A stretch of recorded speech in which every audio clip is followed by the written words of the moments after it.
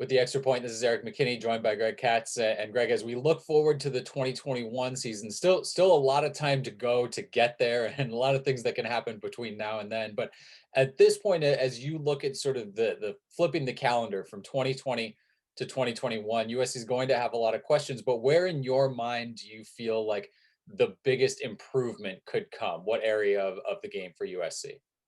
Well, this might be a surprise. Maybe it's not a surprise. I think the defense is going to improve because of spring practice to work on Todd Orlando's scheme. I know that they had, some, six conference games or whatever to work on. There's nothing like small fine it to get it going. And plus, they're going to have to make some replacements, on the, especially with or Griffin going to the NFL. So there's a corner spot that's going to have to be replaced. And of course, we know that Funga is going, and that's going to have to be replaced.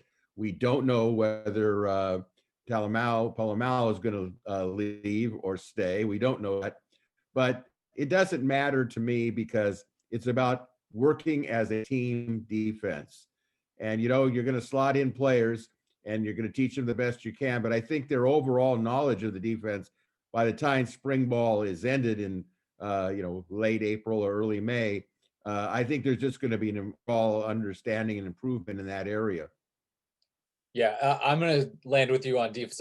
Initially, I wanted to say kind of that run game, because you'd almost have to go out of your way to rush for fewer than 97 yards in a game. And so the anticipation would be that they'll do at least a little bit better. But at this point, there's really no guarantee that that's going to happen. And so it's tough for me to say absolutely that's going to improve. So I'm going to side on your side, and I'm going to say specifically the linebackers. I think getting, like you said, a full spring ball and then that kind of shortened season, but a full season in terms of time with Todd Orlando, and that's a group that he's not fully pleased with what the linebackers did last year. I think we saw some glimpses, but that's going to be a position that he really keys on, and I think getting that spring ball and another year under the belt there is going to be big. And then with guys like Raylan Goforth and Kanai Malga coming back, then yeah, it's probably not a sure bet to kind of hang your hat on Solomon Tuliaupupu,